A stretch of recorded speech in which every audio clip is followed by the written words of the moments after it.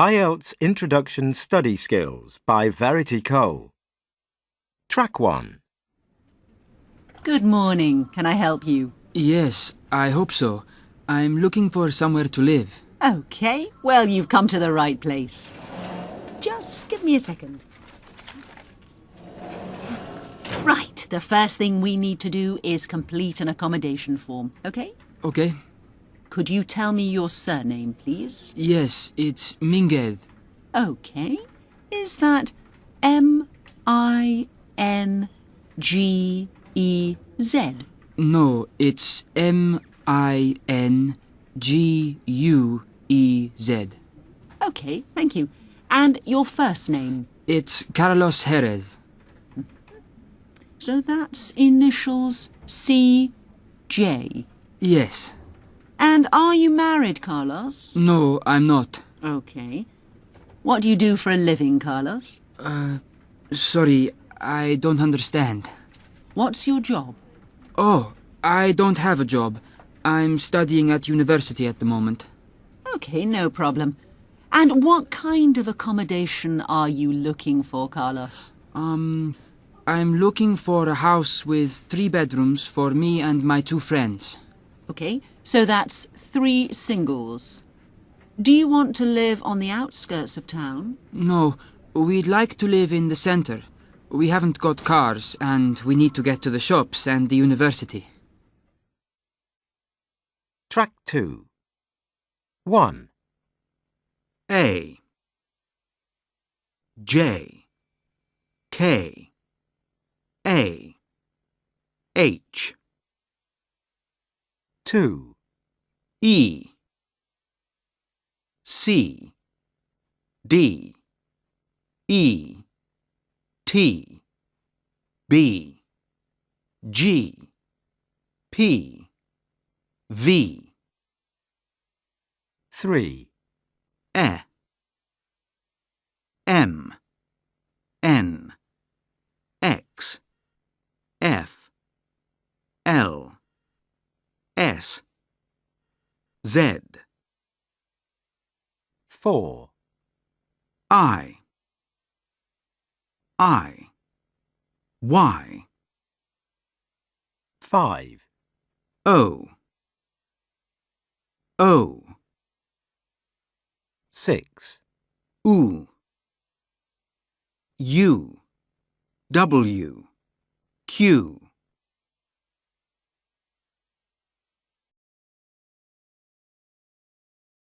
Track 3. Number 1. 1. 07788 976 364. 2. 07888 976 364 3. 07788 976 364. Number 2. 1. £402 2. £42. 3. £4,002 Number 3. 1. The 18th of September 2013. 2. the 10th of August 2013 3. The 8th of September 2013. Number 4. 1. H_Atkinson at twinkie.it 2. HA at Atkins_IT. 3. H.Atkins-son at twinkie.it Track 4. That's going to be more expensive, you know.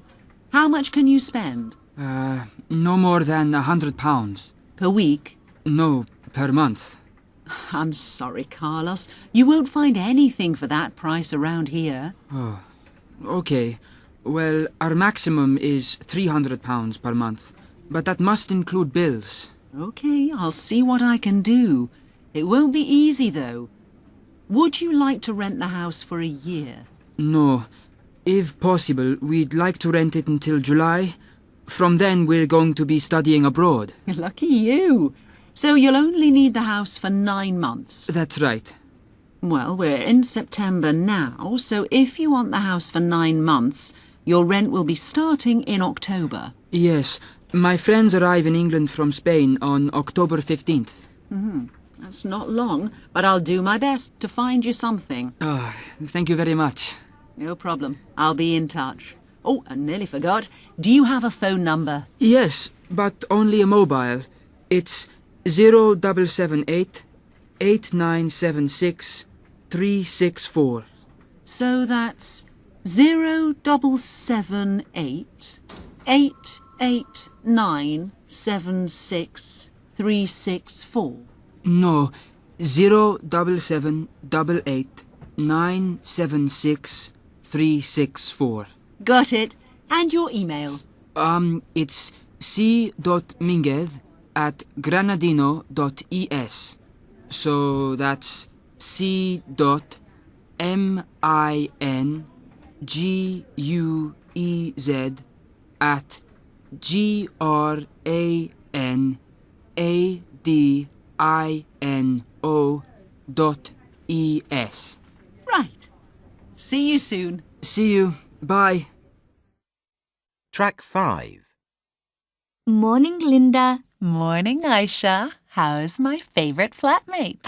Your only flatmate, you mean? I'm okay, but I'm getting a bit stressed about student clubs. Why? They're supposed to be fun. It's studying that's the hard part. Yes, I know, but the problem is that I don't know which club to join, and they all need us to enroll now, in the first week of term. Well, which club do you want to join? I've thought about the basketball club, but I'm not sure if I can go to all of the practice sessions.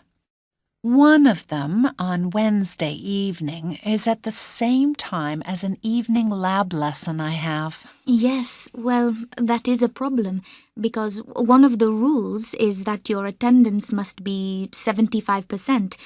I suppose if you don't go to most of the sessions, it's a waste of money. 75%. That's a lot. Still, it's probably worth it. You must meet a lot of interesting people. What club were you thinking about joining? I was actually thinking about joining a couple. You get a 20% discount if you join more than one. One of the clubs I think I'd like to join is Aikido. Isn't that the one where people hit each other with long sticks? Well, sort of. I don't know. It sounds like it could be dangerous. And it must be difficult to make friends if you're hitting them. How about rowing? I'm not sure about the rowing club. I mean, I like exercise, but I've heard that the rowers get up at 6 every day. I sometimes can't get motivated to get out of bed for lectures that start at 9. Good point. I personally like clubs which allow me to relax a bit and have a bit of fun. Yeah, me too. I think choir sounds like it could be exciting. I'm definitely thinking about joining that. Really? I don't think I can sing, and anyway, are you sure it would be that much fun?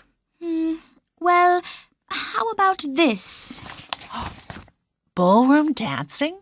You must be joking. Oh, come on, Linda. It would be fun. And anyway, it would make you light on your feet. A great skill for a basketball player to have. Okay, you've convinced me. But I'm only going to enroll for this term. That way, if I hate it, we can change. We'll go rowing instead. Track 6. Check Tours, can I help you? Oh, yes, hello. I hope so. I'd like to bring a group of music and drama students to Prague in a few months' time, and I need some help organising some trips for them. Okay, I'll try to help you. But I need to take some details about the group first, okay? Yes, that's fine. Right. First of all, how many people are there in your group? Well, I've still got to confirm numbers. Not everyone is sure that they can come, but I think there will be about 15, not including me and another tutor. Okay, and how old are they? Oh, they're all adults. They're second-year undergraduates, so between 19 and 20 years old.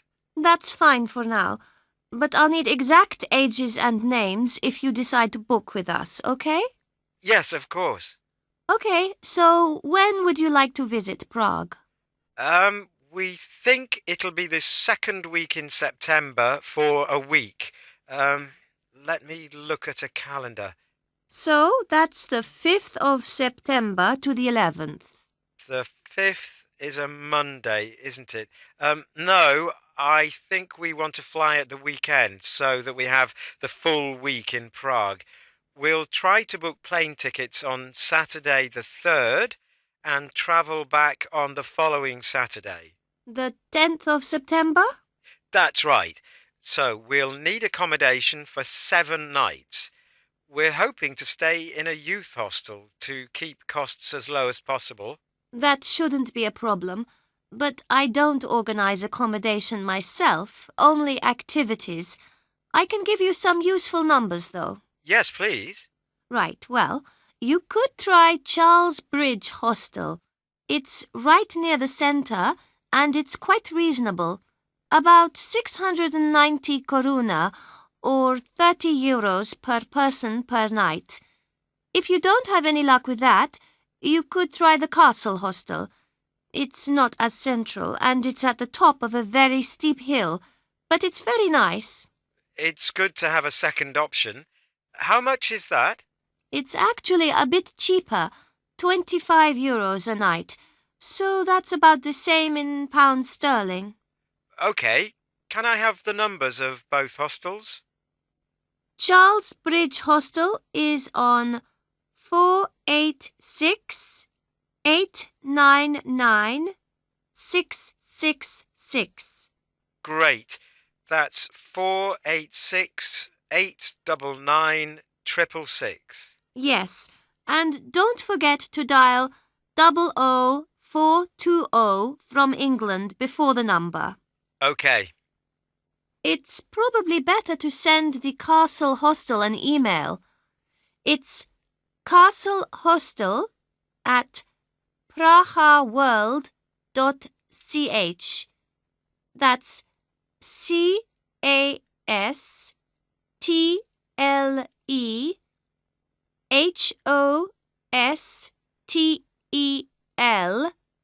at PRAHAWORLD.ch.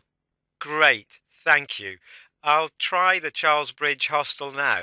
That's fine, but there's no rush. They're open from 9 until late. You can ring up to midnight. Track 7. Good afternoon. I'm Theo Onassis, your social services officer. I'm here to make your time in England as easy as possible. I've had over 8 years' experience of working with students who come here to study from other countries, and I was once a student myself. I have to warn you that although there will be wonderful moments in your time here, you will also have times when all you want to do is to go home. You can deal with these times by understanding that this is a process that you and every other student is going through. It's called culture shock, and I'm going to explain the different stages to you. The first phase is the most positive. That's why a lot of people call it the honeymoon phase. You've just come to England, everything is new and exciting, and you are looking forward to having lots of new experiences. Typically this phase lasts about 2 weeks, but it can last for a couple of months. It may be that after a few months your feelings change. This is the second phase of the process, culture shock. It could be that something bad happens. For example, you might meet an English person who isn't as helpful as you hope. When this happens, a lot of foreign students feel angry or frustrated, and they stay with other people from their country because it seems safer. Try not to do this. It will only make you feel lonely and less at home in the long run. The third phase of culture shock is learning how to live with it, or coping. There are a number of things you can do to make you feel better. One student I know offered to teach an English person about her language and culture. The English person learned some Arabic, and the student's English improved a lot. They are now good friends. Another thing you can do is to cook your favorite dishes using ingredients you buy locally and then invite all your new friends round. Most importantly, try not to sit at home all day feeling down. Get out there and find all the things you do like about living here. When a student has stopped suffering from culture shock, they begin to accept the way of life here in England and get used to staying here. This doesn't mean that you understand everything about England, but that you know what makes you happy here. This is the final stage of the culture shock process. Of course, by the time you do this, your 3 years of study here will probably be over, and it'll be time to go home. Track 8. 1, Staff. 2, Audiology. 3, North. 4, Clinical. 5. Reception. Track 9. Good morning, and welcome to your first day of your student placement at our wonderful hospital. I do hope that your time spent here will be interesting. Right, well, as you'll already have seen, the hospital site is enormous, and it's quite easy to get lost, so I'll start by showing you a map. At the moment, you are situated here, just in front of the reception in the main entrance. To the north of here are the staff apartments, where you'll be staying while you work here.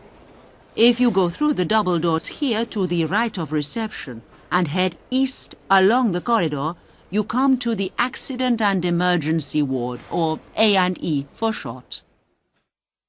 Track 10. If you continue to go east, you come to the Audiology Clinic for patients with bad hearing. You'll be spending about a week of your placement here. To the south of the Audiology Clinic, across the road, you'll find 8 bus stops. You can take a bus into town from here along Keith Day Road, if you have some spare time. So, to continue, behind the bus stops on the right of the map is the clinical school, where you will have most of your lessons when you're not visiting patients with our doctors. Between this and the Rosie Hospital at the other end of the site are the wards, where most of the patients sleep. You'll see that the wards are named with letters of the alphabet. Ward A is next to Ward B, and to the left of that is Ward C, etc. Between wards D and E is a set of lifts, these small squares here, which will take you up to the 2nd floor and wards M to Z. Right, now I'll take you to have a look at your apartments. Before I do, can I ask if any of you have cars? Yes, if so, you can leave your car in the staff car park to the west of reception. I hope that's all clear. Has anyone got any questions? Track 11. Good afternoon, everyone. Thank you very much for volunteering on our new Student Mentor program. Now, the first year students will begin to arrive in 2 weeks' time, and we need to be ready for them. Our first task is to be at halls of residence to welcome them and show them to their rooms. You'll each have about 20 students to meet and greet, so you'll be very busy. Once the students have seen where they'll be staying, they'll need to visit the rest of the campus. Your second task is to show small groups of students the main facilities, like the library, the doctors and the central hall. Please don't worry about explaining how everything works in detail to students. It's best to keep it simple on their first day. When the tour is finished, please bring your students to the central hall.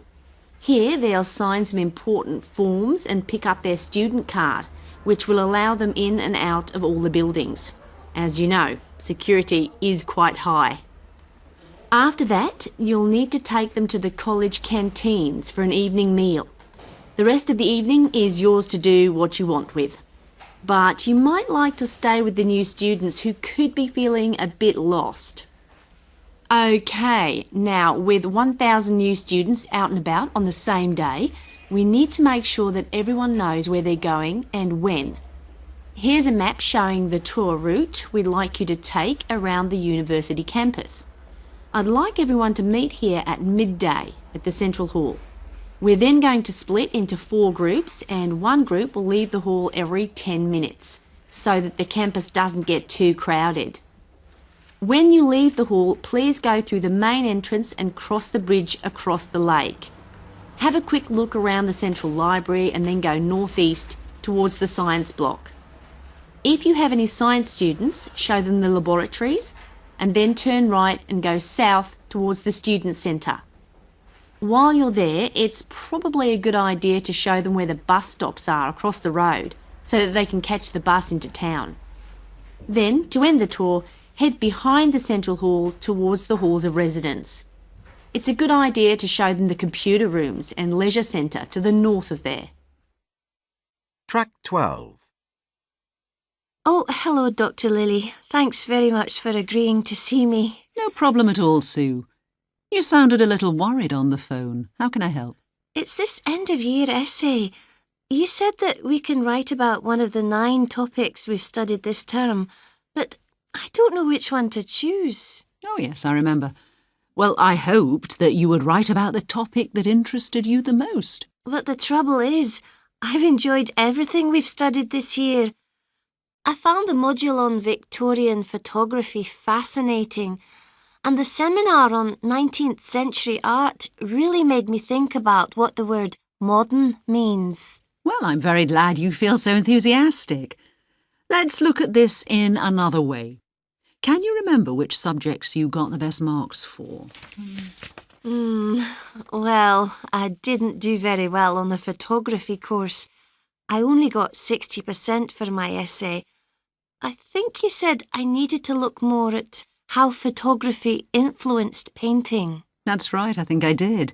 But you did very well in the assignment on modern art, didn't you? 90%. And your seminar presentation was also excellent. Thank you. Though I'm not sure I have much more to say about art in the late 19th and 20th century. But there are hundreds of books on modern art, and lots you could write about. Perhaps you should look into it a bit further. Track 13. I'm sure you're right, but I'm having trouble thinking of ideas.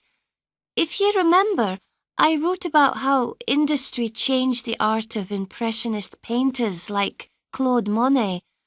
I'd prefer not to write about the same paintings again. Yes, I agree. You need another angle. Let's see.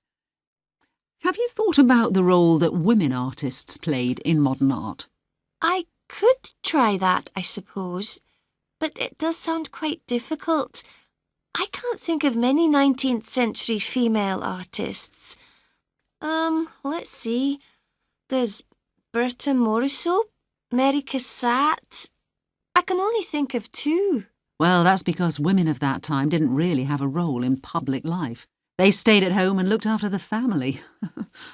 So that's why artists like Morisot painted rooms in her house and her children. not scenes from the outside world. Exactly. Well, I might write about that, but I'm not sure it inspires me. Well, if you're not sure about that, you may like to consider more contemporary artists. I haven't really studied contemporary art yet, but I did read an article recently about an artist called Carla Black, who used makeup like lipstick and nail varnish in her art. Well, there are lots of 21st century artists who use unusual materials to make art. Well, look at Mark Quinn, who used his own blood to make a sculpture of his head, or Chris Offaly, who used elephant dung. Gosh, that's really interesting. I'd like to know more about why they chose to do that. I'll definitely research that further. Track 14. So, now that you've completed one term at your schools, we need to look at the subject of your first assignment. I think that each of you should focus on an area which you had difficulties with at your schools. So, Claire, tell me about your experience. Well, at first I thought that I'd have trouble with the students, but actually they were all really easy to deal with. That's good. I should warn you, though, that you might find teaching teenagers more difficult. Okay, I hope not though. The thing I did have problems with was my work-life balance. I found that I had no time at all after preparing lessons and marking homework to relax. This worries me a bit. Did this affect how you were in the classroom? Yes, I think so. I was less patient with some of the students. Also, I don't think I could work that hard for long periods of time without a rest. I think I'd go mad. Well, yes, teaching is demanding, but it's important to find a balance. I'd suggest, then, you read some books that give advice about managing time. You might find some useful tips in the business books in the library. Okay, thank you. And what about you, Josh? I've had some positive feedback from your school. Yes, I've enjoyed this term a lot. Like Claire, I really like the students, and I think they feel the same. Well, a good relationship is very important. But do you think that the students are actually learning anything? Yes and no. The trouble I have is that I think I talk too much. I can't believe that, Josh. Yes, well, I want to tell them everything I know, but they just seem to lose interest after a while. Well, don't you remember how difficult it is to concentrate on lectures at university? Have you tried to get students to find things out for themselves? Perhaps you could get them to do some project work so that they take responsibility for their own learning? That's a good idea. I suggest looking at references on independent study and guided learning. I can lend you a couple of books if you like. Track 15. So, let's talk about what's happening next term. Josh, we're suggesting you move to summer high for a term. Oh, that's a shame. I've really enjoyed teaching the classes at Elm Grove. Yes, well, I know you've built relationships with students at this school, but we think you need experience of an inner-city school, with children with a wider range of backgrounds. But I'm making some progress with the kids at this school. Try to remember, this is just training. There will be time to build lasting relationships when you get your first permanent teaching job.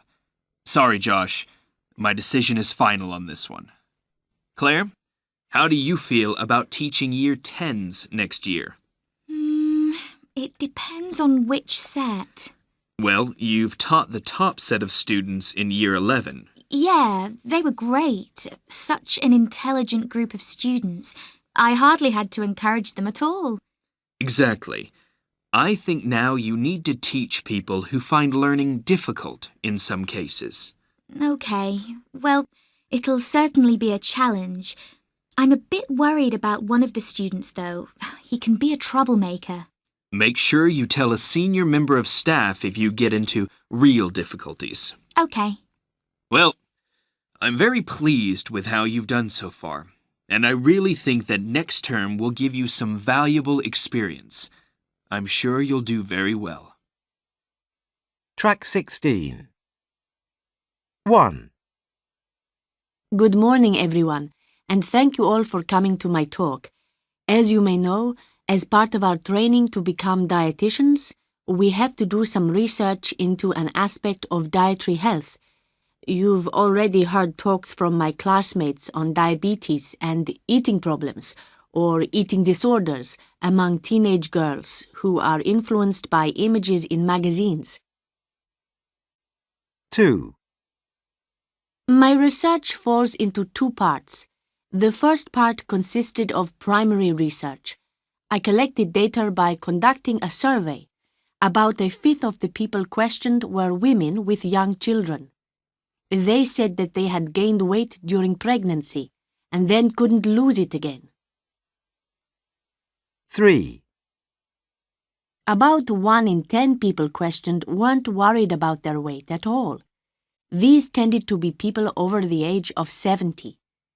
Interestingly, these people were aware that sugary, fatty food could lead to weight problems. 4.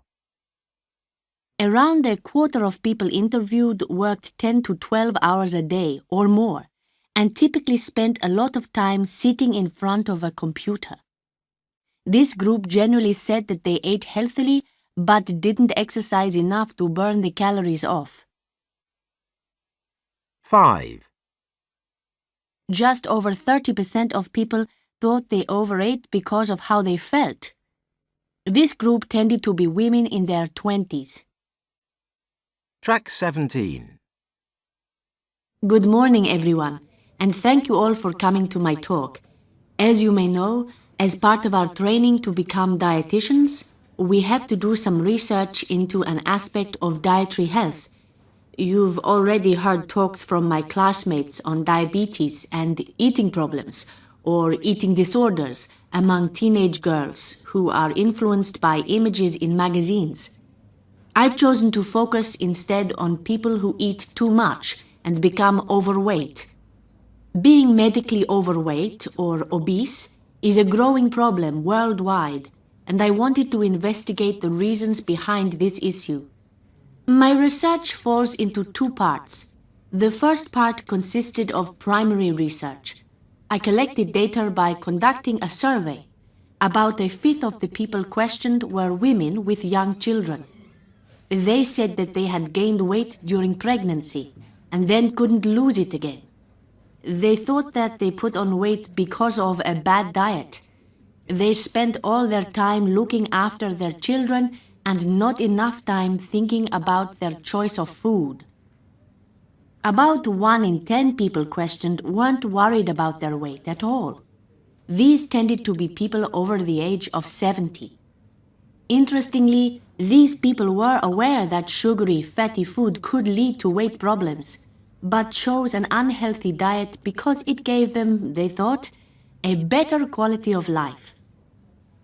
Around a quarter of people interviewed worked 10 to 12 hours a day or more, and typically spent a lot of time sitting in front of a computer. This group generally said that they ate healthily but didn't exercise enough to burn the calories off. After a long day in the office, they felt too tired to work out at the gym. Just over 30% of people thought they overate because of how they felt. This group tended to be women in their 20s. They said that their weight went up and down, depending on whether they were going through a good or difficult period of their lives.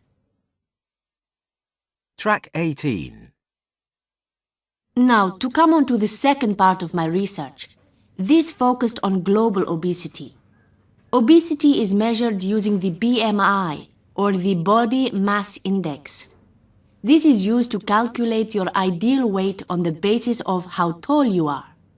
Using this measurement, researchers have found that levels of obesity are at 5% in China and Japan. In contrast, in England, Germany, and the USA, up to 75% of the population are obese. Levels of obesity in children are worrying. It's estimated that worldwide, in 79 developing countries, over 22 million children under the age of 5 are overweight. But why is obesity a growing problem? Well, researchers have found a number of explanations. Firstly, there is a relationship between age and weight. When people reach the age of 50, they tend to put on weight. There's also a link between weight and location. People living in the countryside tend to have active lives, so it's more difficult to put on weight than if you live in the city. Unfortunately, more people in developing countries are moving into cities to live and work. Track 19. Hi, everyone. Thanks for coming. Well, it's certainly an exciting time to be studying paleontology at the moment. As many of you may have heard on the news, there has been a discovery in Kazakhstan which questions our beliefs about what lived on the Earth 100 million years ago. Two bones which have been discovered in the desert belong to a huge bird named Samrukia nasovi that lived at the same time as dinosaurs. Up to now, paleontologists thought that dinosaurs and large birds did not live at the same time. Research suggested dinosaurs lived on the Earth first, died, and then large birds came along quite a long time after that. Until now, paleontologists thought that birds living alongside dinosaurs were only the size of chickens. So, how big was the bird? Well, the bones discovered are 27 centimeters long and are part of the bird's jaw, which means that its head was probably about 30 centimeters long. It's likely, then, that the bird was at least 3 meters tall and over 50 kilograms in weight. If the bird lived today, it would be bigger than an ostrich. This doesn't, of course, make it the biggest bird ever to have lived on Earth. The elephant bird of Madagascar, which was related to the ostrich, was much heavier, at around 500 kilograms.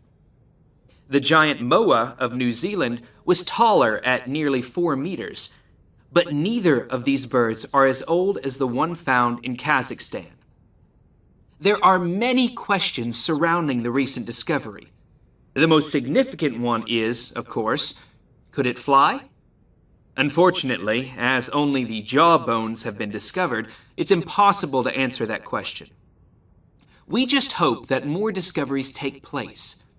If it did fly, the width of its wings was probably over 4 meters. I haven't mentioned yet that this isn't the first discovery of this kind. Another large bird, named Gargantuavis, that lived in southern France 70 million years ago, was discovered in the late 1990s. The discovery of Samrukia nasovi proves unquestionably that large birds and dinosaurs lived side by side. Track 20. Good afternoon, everybody. Thanks for attending this talk. As many of you may already be aware, a career in fashion design is very exciting. But you may also know that fashion design doesn't always pay the bills. To make more money, it may be necessary for you to move into a slightly different area of the business. I'm here to talk to you about the area of fashion marketing. In particular, I'd like to give you an idea of what fashion marketing is. I'll also describe the types of jobs a fashion marketer does. I'll end by talking about challenges in the job and give you some suggestions about how you can become a successful fashion marketer. So, to start with a definition of marketing. Marketing involves thinking about what the customer wants and needs. When a customer or consumer buys a piece of clothing, a pair of shoes, for example, they might think about how long the product will last. This is called its durability. Or the customer might think about the style of the shoes, whether they are fashionable. Of course, the consumer will also need the shoes to be comfortable. Fashion marketers need to remember that there are different types of consumer. Some may spend £200 on a pair of designer shoes, and some may spend £50. Marketers need to consider who the typical consumer is for a product, and whether this consumer belongs to a bigger group of people who would buy the product. This group is the product's key market. As you are all consumers, you'll all be aware of advertising. But this is just one of the areas that fashion marketers work in. They also work in product development, branding, pricing, publicity, sales promotion, selling, and forecasting. The area of fashion marketing you choose to work in will depend on your interests and skills. If you enjoy meeting members of the public, market research may be for you. You will conduct surveys, watch how your competitors are doing, and whether they have a bigger share of the market than your company has. Another exciting role is marketing manager. Imagine you want to sell a shirt to a particular chain of stores. You have to make sure that the shirt goes with other items of clothing that the store sells. You also need to think about the type of consumer that shops at the store, and you need to convince the store to buy the shirt. You may be thinking, but I'm a fashion designer. I'm creative, and I'm not interested in business at all. You may see fashion marketing as rather boring. I've been working in this industry for 20 years, and it's definitely not boring. Fashion marketers have a huge amount of power. After all, we choose what thousands of people around the world wear. If you decide to train as a fashion marketer, though, you will need to prepare yourself for hard work and tight deadlines. Lots of people will have more experience than you, and you may not be able to find jobs working with clothes in the first few years. My advice to you is to get some unpaid work experience while you are training. This will make you more attractive for future employers. I hope that gives you an idea of fashion marketing. If you think that you might be interested in working in this area, please come and collect one of my business cards. I'd be very interested in receiving your CVs.